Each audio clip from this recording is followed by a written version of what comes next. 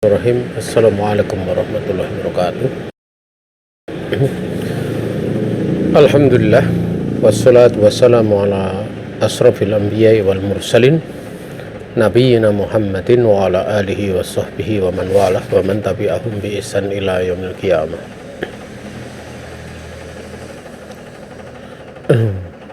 Peserta kamusa yang dirahmati Allah Subhanahu wa taala.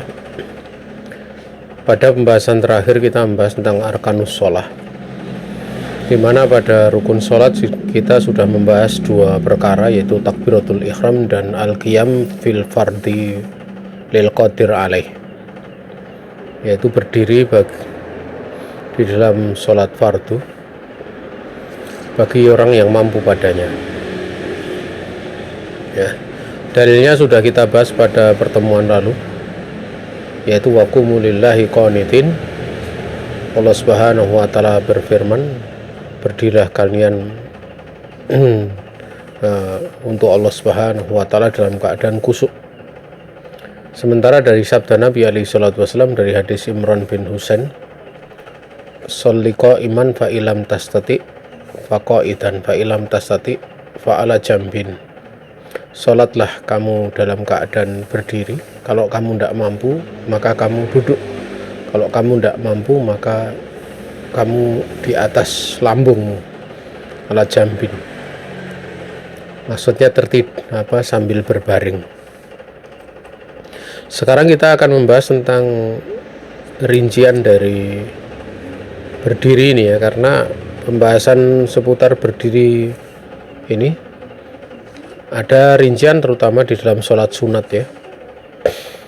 Di sini ada beberapa faedah yang ditambahkan, bahkan dijelaskan oleh beliau mu'alif dari kitab Fiqh Sunnah Linisa, itu ada 11 fawaid. Yang pertama, bahwa ajma'ul ulama ala annahu laisa lissohih an yusalliya fardon qa'idan idza kana munfaridan au imaman. Sepakat para ulama bahwa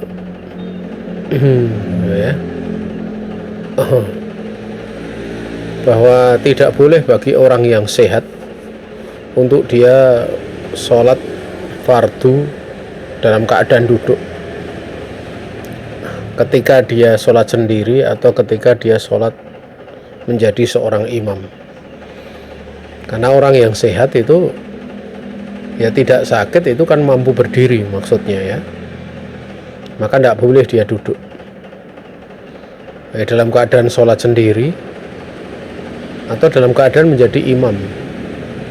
Kalau dalam keadaan menjadi makmum, bisa jadi dia sholat duduk, boleh untuk sholat duduk dalam keadaan imamnya sholatnya duduk. Seperti dulu Rasulullah SAW pernah mengimami sholat dalam keadaan sakit ya, sholat fardu, beliau duduk. Beliau melihat bahwa para sahabat di belakangnya dalam keadaan berdiri, maka beliau mengisyaratkan dengan tangannya agar para sahabat yang berada di belakangnya itu mereka duduk ya. Kenapa? Karena imamnya itu dia duduk. Dimaklumi bahwa ju'ilal imamu liyu'tama bih, dijadikan imam itu adalah untuk diikuti, sehingga fa'idha kabbaro fakabbiru, kalau imam itu telah bertakbir maka bertakbirlah kalian. Wa'idha roka'a farka'u, kalau dia rukuk maka rukuklah kalian ya. Artinya di situ diikuti imam itu ya. Nah, sehingga kalau imamnya sholat dalam keadaan duduk karena sakit, maka makmum wajib untuk duduk. Oleh karena itu, kalau seorang yang sehat tapi dalam keadaan sholat sendiri atau menjadi imam, maka wajib untuk berdiri ya, tidak boleh dia duduk. Ini faedah yang pertama. Kemudian faedah yang kedua, kama ajma'u ala anal marido yaskutu anhu al-qiyamu idza lam yastati'hu. Ya, wa yusalli jalisan wa kadzalika yasqutu al-qiyamu amman yumkinuhu lakin yasuku alaihi masaqatan sadidatan au yakhsha zadata maradin bihi au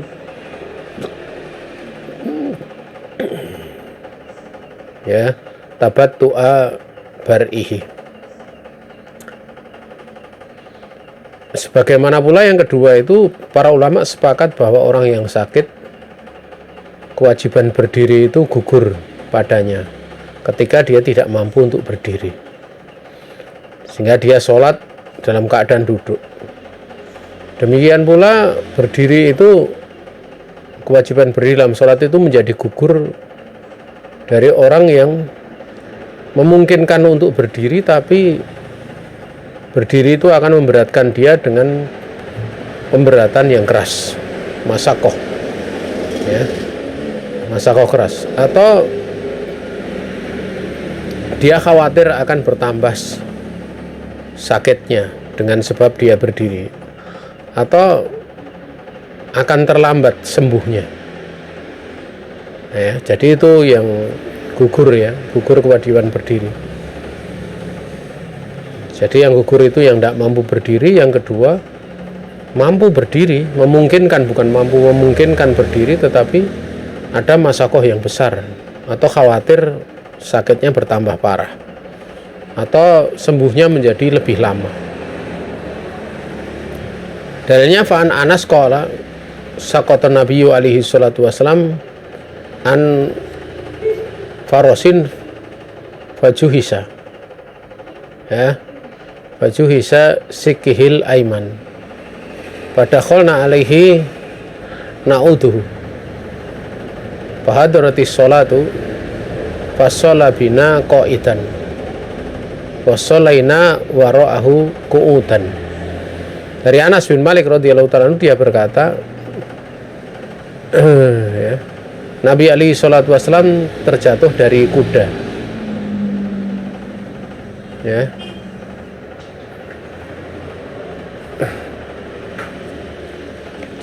Coba saya lihat anunya dulu, apa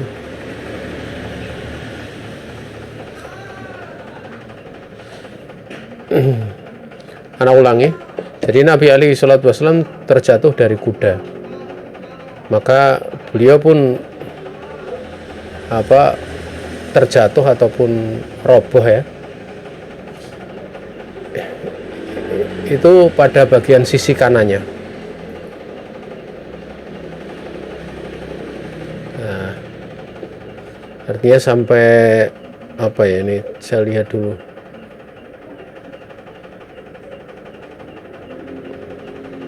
Roboh sampai kulitnya itu apa istilahnya,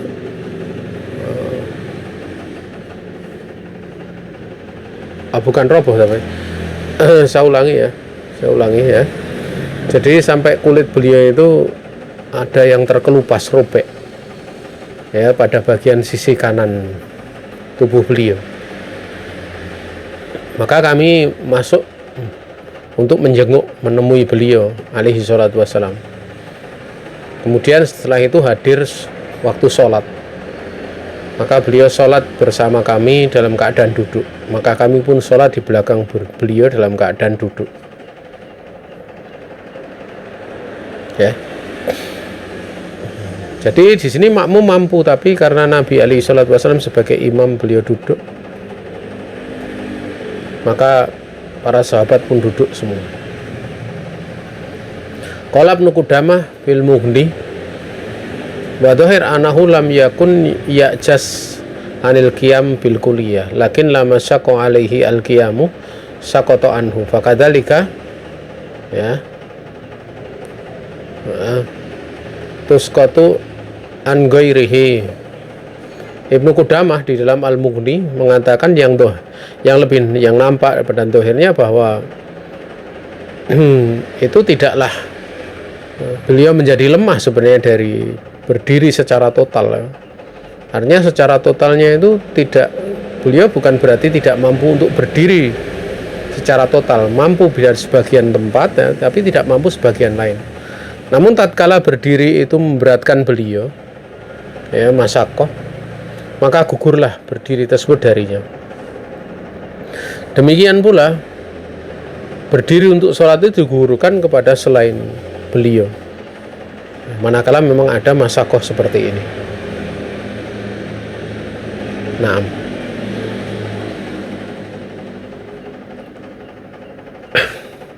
kemudian yang ketiga, idza kunti fi ta'iratin aw safinatin fatajibu alaiki as-sholatu qa'imatan inistata'ti fa illam tastati falaki an tusalli jalisatan hinaidzin. Faqad su'ila Nabi alaihi salatu wasallam anis sholati fis safinah faqala sholli fiha qa'iman illa an takhafa al-gharaqa. Apabila kamu itu berada di pesawat atau berada di atas kapal, maka wajib bagimu untuk sholat dalam keadaan berdiri jika kamu mampu. Tapi kalau kamu tidak mampu, maka bagi kamu sholat dalam keadaan duduk ketika itu. Maka sungguh Nabi alaihi salatu wasallam telah ditanya tentang sholat di atas kapal. Beliau mengatakan sholatlah di dalamnya dalam keadaan berdiri kecuali kamu takut untuk tertenggelam ataupun takut untuk terjatuh ke lautan. Nah, ini cukup jelas ya. Jadi kalau memungkinkan di atas pesawat ya, kalau pesawatnya besar seperti Saudi Airlines itu pesawatnya cukup besar ya. Di dalamnya ada musola kecil ya, cukup untuk sholat orang sekitar 10 orang kayaknya. Cukup sholat untuk 10 orang. Nah, di kapal juga ada, tapi kadang ada kapal kecil, ada pesawat yang kecil gitu, yang tidak memungkinkan untuk sholat berdiri, maka sholat sambil duduk.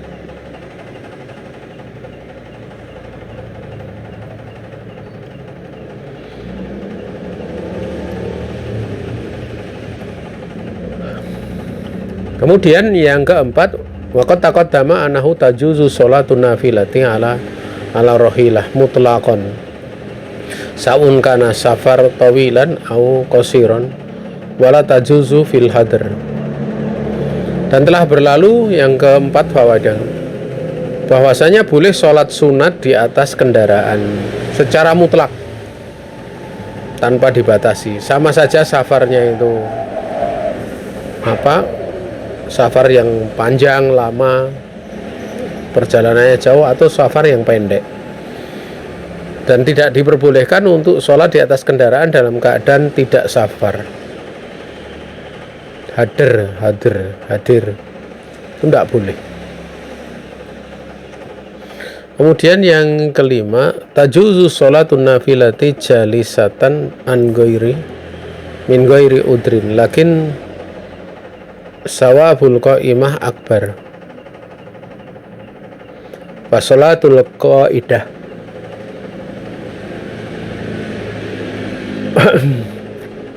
fasolatul qa'idati ala nisfi min sawabi sholatil qa'imah. Boleh sholat nafilah itu dalam keadaan duduk ya, tanpa adanya udzur. Namun pahala berdiri itu lebih banyak, lebih besar. Sholat duduk itu nilainya setengah pahala sholat berdiri. Ini sholat sunat ya. Sholat sunat boleh. Bahkan duduknya boleh untuk duduk tarobuk namanya. Duduk tarobuk itu duduk bersila, di mana dua pantatnya diletakkan di lantai dengan dua kakinya juga diletakkan secara bersilang di lantai. Dikatakan tarobuk, dia duduk dengan 4 anggota tubuh, 2 kaki dan 2 pantat. Naam. Kemudian Fa'an Imran ibni Husain qala Sa'altu Rasulullah alaihi salatu wasallam an sholatir rajul qa'idan. Faqala in shola qa'iman fahuwa afdal wa man shola qa'idan ya falahu nisfu ajril qa'im wa man shola na'iman falahu nisfu ajril qa'id. Dari Imran bin Husain, dia berkata, aku telah bertanya kepada Rasul alaihi salatu wasallam tentang sholat seorang laki-laki dalam keadaan duduk. Maka Nabi bersabda, ya, jikalau dia sholat dalam keadaan berdiri itu lebih afdal, dan barang siapa sholat dalam keadaan duduk baginya pahala setengah sholat dalam keadaan berdiri. Barang siapa sholat dalam keadaan na'iman, maksudnya berbaring, bukan tidur ya, maka baginya setengah pahala dari sholat dalam keadaan duduk. Lakin lau sholaiti jalisatan li udrin fa inna thawaba sholatiki ya la yang kusu. Namun apabila kamu sholat dalam keadaan duduk karena sebuah udur, maka sungguhnya pahala sholatmu itu tidak berkurang. Artinya seperti sholat berdiri. Karena Nabi bersabda, man marido au safara kutiba lahu maka nayak malu sohihan mukiman. Barang siapa yang sakit atau dia sedang safar, ditetapkan bagi dia itu apa yang biasa dia amalkan dikala sehat, lagi dia dikala tinggal di kampungnya. Makanya orang yang biasa sholat di mukim, kemudian di safar dia tidak melakukannya karena udzur, ya dia dapat pahala seperti apa yang dilakukannya pada saat dia ada di kampungnya. Nah,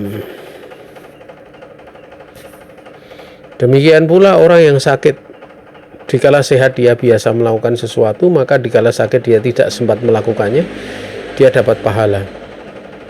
Ini dari sisi apa? Dari sisi niatnya gitu. Karena orang yang biasa melakukan itu biasanya niatnya itu nggak hilang. Niatnya nggak hilang. Kemudian yang keenam, idza iftatahti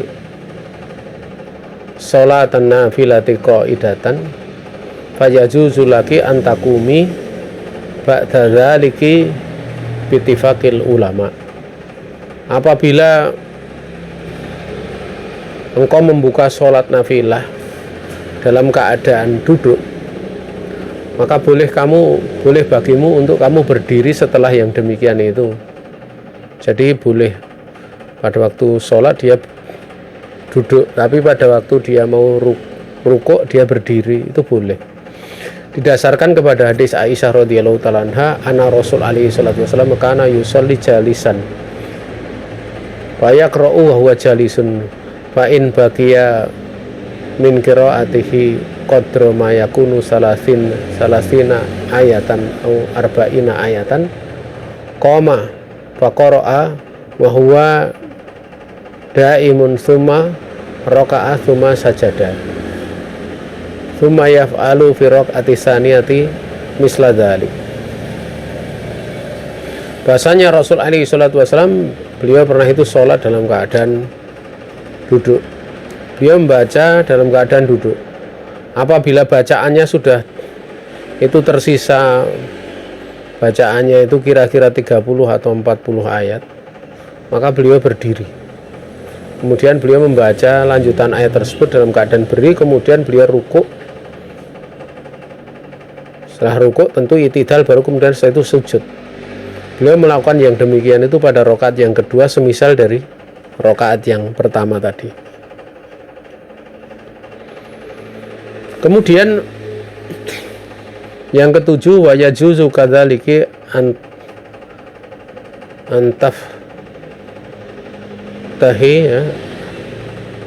antaftahi anafilata qaimatan summa taqudi lil hadis sabiq. Boleh pula kamu membuka sholat nafilah dalam keadaan berdiri, kemudian kamu duduk, itu juga boleh. Ya. Kemudian kita selesaikan ya pada fawaid yang ketujuh. Fawaid yang ketujuh. Wa yajuzu kadzalik, faid yang ke-8, idza sholaiti jalisatan fajlisi kajulusiki litasahud. Hadha huwal afdal wa in kana yajuzu atarabbu fi sholati la siyama li ajlil udri. Faqad jaa hada an Nabi alaihi salatu wasalam wa an badi ashabihi. Apabila kamu sholat dalam keadaan duduk, maka duduklah seperti duduk kamu untuk tasyahud. Maksudnya tasyahud awal. Ya, ini yang lebih afdal. Walaupun andaikan dia mau tarobuk bersila dalam sholatnya dia bersila lebih-lebih karena ada udzur, ya ini tidak apa-apa. Maka sungguh telah datang yang demikian dari Nabi alaihi salatu wasallam dan dari sebagian sahabatnya. Kemudian pembahasan yang selanjutnya kita percepat aja, yang ke-9, la yajuzu laki al-julusu madatan rijlaiki illa li udrin. Tidak boleh bagimu untuk duduk dalam keadaan menghamparkan kedua kaki, selonjor, illa li udrin, kecuali karena udur. Kemudian yang ke-10, tajuzu sholatu ya mutaji'atan sawaun kana fardhan aw naflan idza lam tastati'i al-qu'uda amma min ghairi udrin farajih ada mujawazi al-ittija sawaun fi fardi awin nafli. Boleh sholat dalam keadaan berbaring sama saja, sholat fardu ataupun nafil ya, apabila tidak mampu untuk duduk. Adapun tanpa adanya udzur, menurut pendapat yang rajih tidak boleh untuk tidur, untuk berbaring, sama saja sholat fardu maupun sholat sunat. Jadi yang ada keringanan cuma dari berdiri menjadi duduk walaupun mampu untuk sholat sunat. Kemudian terakhir idza sholaiti ya mutaji'atan fayustahabbu an yakuna dzalika alal jambil aiman.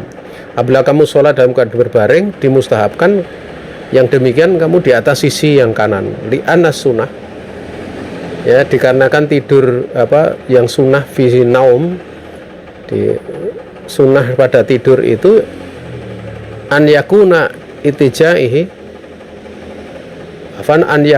itija'uhu ala shikil aiman. Karena pada tidur itu diterangkan itijaknya, yaitu berbaringnya itu pada sisi kanan ya. Wali hadis Aisyah, juga pada hadis Aisyah ini, karena Rasul alaihi salatu wasallam yujibuhu atayammun fi tanaulihi wa tarajulihi wa tuhurihi wa fi sya'ni kulli. Aisyah radhiyallahu ta'ala anha berkata, Rasul alaihi salatu wasallam bikin takjub beliau itu memulai dengan yang kanan di dalam memakai sandal, dalam bersisir, dalam bersuci, dan dalam seluruh urusannya. Ini saja yang bisa disampaikan ya, dan saya tidak tidak bisa menjawab secara langsung ya. Kalau kalian tulis, nanti tulis saja, karena saya ada kepentingan, saya mau ke belakang ini menahan nanti ya. Saya langsung keluar aja dari karena ya